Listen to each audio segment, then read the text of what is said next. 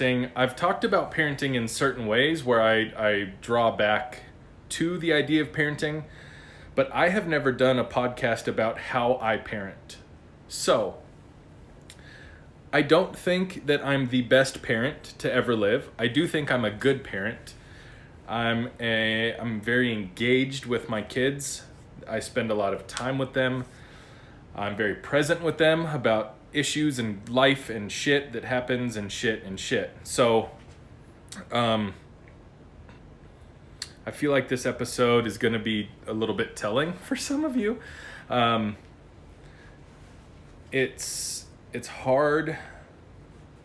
Interesting. It's not hard. It's interesting to be a dad. Oh, hi.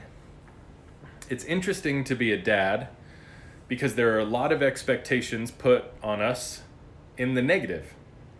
Most people expect dads to fuck it up real hard, mainly because men choose to fuck shit up in other ways. We fuck up our marriages, we fuck up, the unit of the family, we fuck up job opportunities, we have fucked up a lot of things. And so inevitably, people expect men to fucking fail as fathers, and I think it's bullshit. And also, there are a lot of men who are so afraid to parent their kids in a vulnerable or sensitive way that they end up just harming their children by not giving them enough knowledge or enough insight or enough freedom. So here we go. I'm gonna start the thing, then we'll do the thing. I appreciate y'all showing up. So, whoops. Hey, welcome to another episode of Self to Society. This episode is called My Kids Know Everything. And I might get myself in trouble on this one. So here's the thing about being a dad, being a parent, having children, a little insight to my kids. Some of you probably know this, some of you don't. I have a 6-year-old son who I made with my ex-wife, and I have an 11, almost 12-year-old daughter who I adopted that was from my ex's first marriage. So Nehemiah is my son's name. I made him, or at least partially. And then my daughter, her name is Nevaeh, and I actually adopted her after her mom and I split up because I didn't want her to have to lose 2 dads. That seemed real shitty. And any chance that I have at mitigating daddy issues in college, I'm all in on fucking trying to allow her an opportunity to experience less of that bullshit. So when I think about parenting, I think that it is... Really? We'll talk about that later. When I think about parenting, I think about, and this is a growing scale for me. My initial thought of parenting was, it's my job to make sure that these kids don't turn into selfish pricks by the time they're adults. That's my general idea of parenting. One thing that I did terribly, terribly wrong as a parent that I've had to learn from is I was parenting my children as if it were 20 years from now. So every decision, every mistake, every whatever, I would try to correct it as if they were 18 years old making this decision. That's really unfair for my kids, and it's unfair for me because you fucking humans don't even have a frontal lobe until you're a goddamn adult. Kids don't even have the ability to really make the good decision or some of the good decisions that we want them to make. They can act in a way that is natural, like who they are, who they were born as. And I also think it's much easier for kids to act under peer pressure. That helps. Let me know if that helps. Thanks for letting me know. I think it's easier for kids to act out of peer pressure than it is act from their gut a lot of times. And as parents, what many of us do is we take the route of they won't do what they don't know. If they don't know that it exists, they won't do it. And that's fucking dumb. It's really dumb, in my opinion. The reason that I believe that is because I know other humans. Like, I know humans who had really strict, really aggressively religious, really closed-minded upbringings, and they fucking lost their minds at some point. It was like, I'm free? I can do whatever the fuck I want. Like, I've heard some wild stories. Anyway, I'm going to take this a step further and talk specifically about being a dad, because I'm not a mom. I've never birthed a human, and I've never been in the shoes of being a mother. I don't know how that feels. I only know what it feels like to be a dad. As a dad, I tell my kids a couple things. I don't need you to like me. I just need you to trust that I'm your dad and that I'm going to tell you what's best for you, and also do what I fucking say and say yes, Dad, when you're done.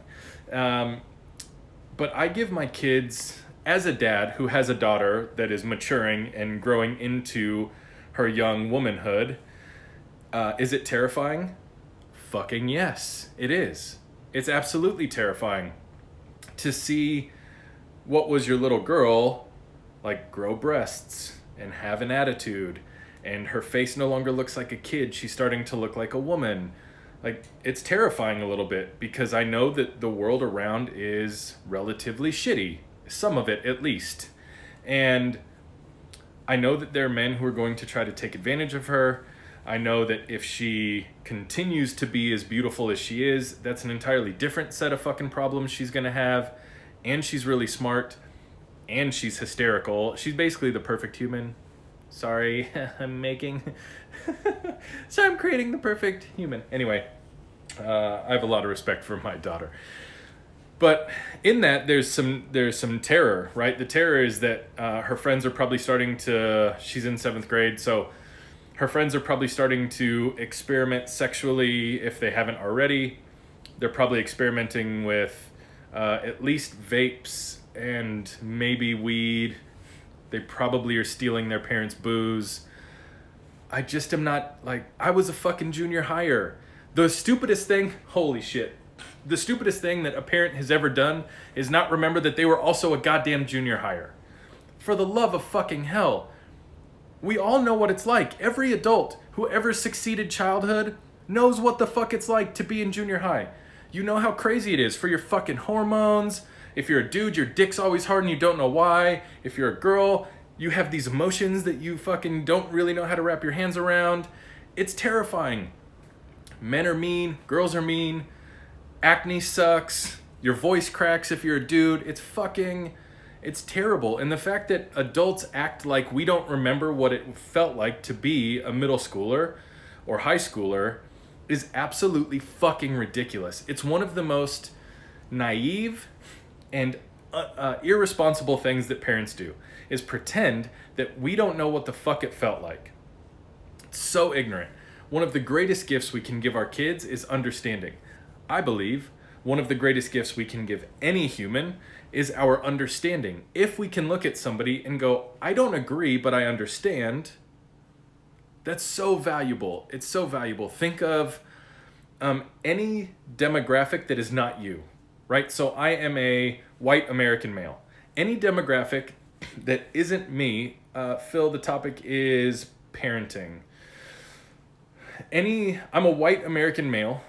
Any demographic that is not me, right? Different race, different socioeconomic status, different sexual preference, different gender identity.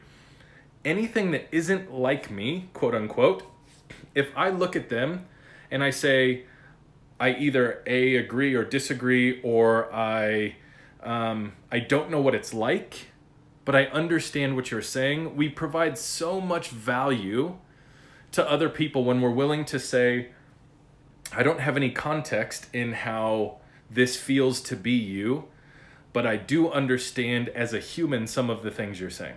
Okay. I approach my children the same way. And if we as adults don't approach our children with some goddamn understanding, we are just selling them so short, and we are hurting them. We're hurting them. I know this is ridiculous. I know women who didn't really know what their vagina was for while they're having sex for the first time. because nobody was willing to share that with them. Nobody's willing to say, you have a vagina. It has a couple uses. This is one of them. Or women who start their cycle and nobody ever fucking talked to them about what that means or why it happens or the fact that it's probably going to be traumatizing. Why, like, we don't tell boys, your dick's going to get hard a lot. And you won't know why. And it'll happen at really inappropriate or awkward or random times. And there will be no rhyme or reason. That one doesn't change much as you grow up. That's funny. Anyway, but we don't educate, right? We don't tell young boys, like, your voice is going to change, so be ready for people to say something. We don't even teach our kids how to interact with public. Like, I don't say this to pat myself on the back. I get a lot of compliments when I'm in public because my kids always, every time, they say things like, may I please have, or can I have a Dr. Pepper, please? Or whatever. I'm so proud of that my children have picked up from me how to speak to other humans, and I have helped guide them. That's awesome. I've helped guide them through what it means to look at people with respect and to try to treat them well. My son, who's 6, if we're at a store and we were at Target and he had a question about how much something cost. This was last week. And he just kind of put it up on the conveyor belt thing and looked at the girl. And I said, do you have a question for her? And he goes, yeah. I said, what's your question?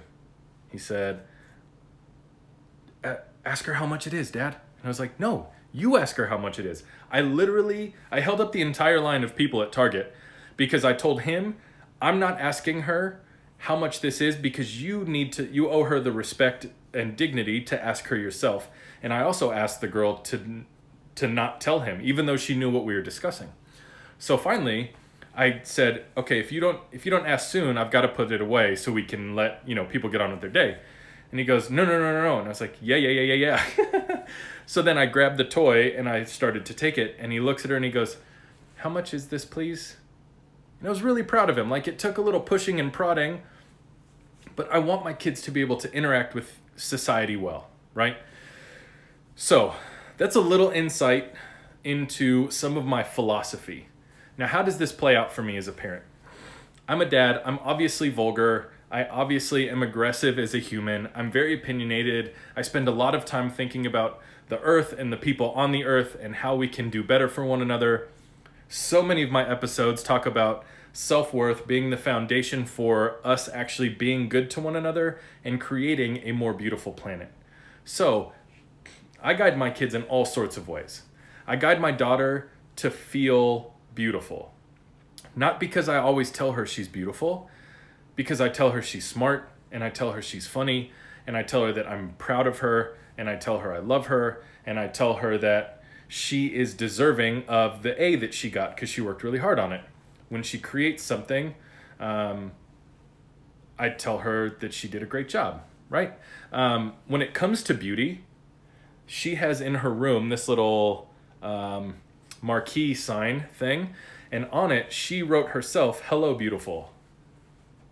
It makes me so happy that my daughter at 11 years old, almost 12, can look at herself and believe that she's beautiful. And I have to lead by example from that. So I will say ridiculous shit. I don't think that I'm an ugly man at all. But I do say shit that is probably a little aggressive. So almost every day when we're getting ready together, like, get out of the shower, do my hair, and I'll get dressed, and I'll go, "Hey, Nevaeh." And she'll go, "What?" And I'll go, "Did you know that you have the most handsome dad on the fucking planet?" And I say it just like that, to be honest. And she's like, "Dad, you're so silly." Dad, you're dumb. I'm like, yeah, but look at this face, right? So I toy with my daughter a little bit so that she can see what it looks like to be self-confident. Not that I can manipulate her to be confident, but so that she has an example of what it looks like for somebody who isn't perfect, who has fucked up a lot, who clearly isn't the most attractive man on the planet, to say, I believe this about myself, and it's okay that you believe it about yourself too. My son is a trip. He's has as much energy as me. He's loud as fuck, and he's ADD, and he runs around all the time. But I tell him so often how sweet of a boy he is. He's very kind-hearted. I tell him I'm proud of him. I tell my kids I love them on like a ridiculously consistent level because I think it helps. I also say the words "I'm proud of you" a lot, and so I interact with my son. I'm also very, very rough with my son. Like, I posted a video last weekend where I picked him up from one corner of my house and threw him onto my bed. We play very rough, we're very aggressive, and I'm cool with it. So here's some of the stuff that gets a little bit socially fucked. I have a rule with my kids. My kids are 6 and 11. My rule is this: I don't give a shit if you cuss. Don't you dare curse at another human. That's my rule. Do I actually want my kids to run around saying fuck and shit and whatever? Nope. But do I think that they're going to? Nope. I don't think the freedom to do something means that people are going to do it. It's the one thing out of anything that the church fucked up real bad, is the idea that having to force abstinence of something would actually cause people to not do it. We're humans. Why in the fuck don't we know this stuff? Why do we not pay attention to the patterns of humans before us and know that when you take alcohol away, people are just going to make it in the woods? You can't force people to abstain. So, I don't know what this little neck thing was I just did. So, I give my kids that freedom. Now, when Lizzo comes on and the song starts, do both of my kids say, "Just took a DNA test, turns out I'm 100% that bitch"? Yes, they do. And that is okay with me. Doesn't have to be okay with you. I actually don't care what people think of how my kids speak, or how I speak for that matter. But that's another one of the rules in our house, is do not speak poorly about people or to people. We have to curb that a lot. My 6-year-old doesn't really grasp language in its fullest capacity yet. So we're constantly learning lessons about it. What's another thing? Freedoms. So this doesn't really happen with my son because he's 6, but with my daughter, we have had the same conversation multiple times. That conversation is, as soon as you're interested in trying something, please let me know. Please come to me and say, "Dad, I'm nervous to talk about this," or, approach it however, but I'm curious about alcohol. Fine. My kid wants to come to me and say she's curious about smoking a vape, which is not something I do. I'm going to say, okay, like I'm going to help her navigate any of these things. My daughter came to me and said she was curious about what weed is, or like her friends are smoking it, and she, was curious. Like, I'm going to have these dialogues with my kids. I'm going to make sure, and I've told my daughter, this is the verbiage that I've used.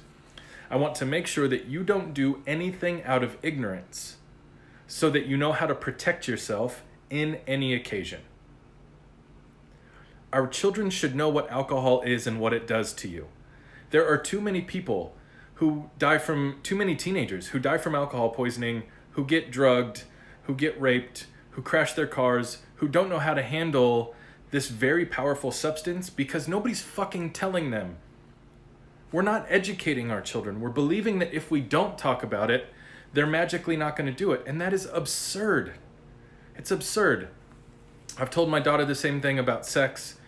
When you start thinking about sex, if you think a boy's handsome, you want to kiss a boy for the first time, bring it to me. I'll help you understand how that young man might act with you. I'll help you understand what this means and what that means. Like, I'm open to all of those things. We've been very open with our children about their bodies from a young age. I didn't really ever speak about either of my kids' genital areas. I don't even know the right way to say that. Never called it like your dingy or your area. It was like your vagina or your penis. That was how we addressed our kids with their own bodies, because I want my daughter to know that her vagina is in fact hers, not anybody else's, and nobody else gets to tell her what to do with it or define it for her. It's hers, and she gets to define it for herself and be in full control over what happens with that part of her body. My son, the same thing. As he gets a little bit older, and I mean now, he calls it a penis, I call it his penis. But as he gets older, I'll be able to say, look, man, this is yours. You can really do with it whatever is in your... you can touch it how you want to, essentially. But it is not for anybody else. Like, those are conversations that we'll have to have. Take it a step further. There's a show called Big Mouth, if any of you have seen it. It's an adult cartoon that's specifically written around puberty and that sort of thing. It's goddamn hysterical. It's vulgar as fuck, and it's really, really funny because it does a really great job portraying how goddamn awkward it is to be a teenager. It's so awkward, and this show does a really great job with cartoon and comedy to describe that. One of the elements of the show is that each of the main characters has a hormone monster. Fucking hysterical premise. But there's 2 episodes that we let my daughter watch. They're very vulgar, which is okay for me. My daughter was really uncomfortable, and my ex-wife was also pretty uncomfortable that we were letting her watch this. But one of them was about the first time that the female main character got her period. Traumatizing episode. And so then my ex and I just entered into a conversation with my kid, and we're like, so this is real. Obviously, we've talked to you about it before, but this is kind of a humorous way to see how traumatic this could be, and we don't want it to be that for you. So, just know that we're all aware that this is happening soon. The other one was the introduction of the hormone monster to the female character, and she says some really aggressive shit, and it's funny. And like, part of the time my daughter was like, curled up with a pillow, like mortified because she can't even really watch people kiss yet. And my ex said, I'm a little uncomfortable that we're all watching this. And I said, what I'm telling you is education doesn't lead people into doing anything. It makes them informed about what they're choosing to do. If my daughter is informed and makes educated decisions with her body, what she puts in it, who she does sexual things with, what she does growing up, and she's making educated decisions, even if they're bad decisions, she at least knew the consequences. I feel way better about that than fucking throwing this naive human into the world and going, figure that shit out for yourself. See ya. That seems so fucked up to do. And so many parents blind their kids thinking that people aren't talking at school, or thinking about they're not spending hours watching shit on YouTube, or sneaking shows behind your back, or like, our kids are hearing about sex and drugs and all of the things. Whew. Got a little long-winded on this one, folks. Why did I do this? Why did I do this episode? I have had a feeling that there are parents who just need to hear that it's okay to not blind your children. It is okay to not keep your kids in the dark. It is okay to be honest and forthright and vulnerable with your children. It will not ruin them. It will not ruin them any more than the world outside will ruin them. It just can't. The trust that they'll build in you and the knowledge and education that they'll have into the world that they're growing into could in fact save them. And so maybe some of you need the permission to hear that it's okay to talk to your kids about sex. It's okay to educate your daughter. It's okay to educate your son. It's okay to have hard conversations. You may feel awkward as fuck, but it's not about you. Parenting isn't about you.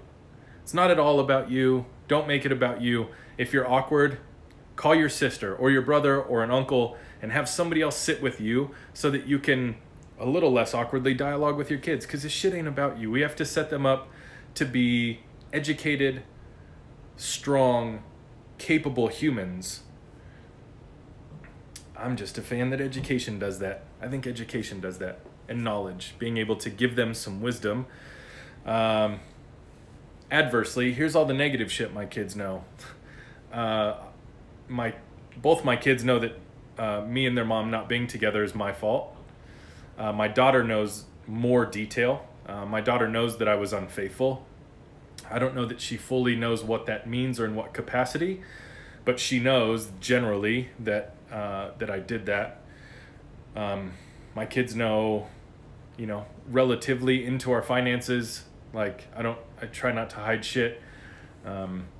If I'm having a miserable day, I try to tell my kids so that I don't take it out on them. And when I do take it out on them, I typically come back around and say, hey, I'm really stressed. I have some anxiety.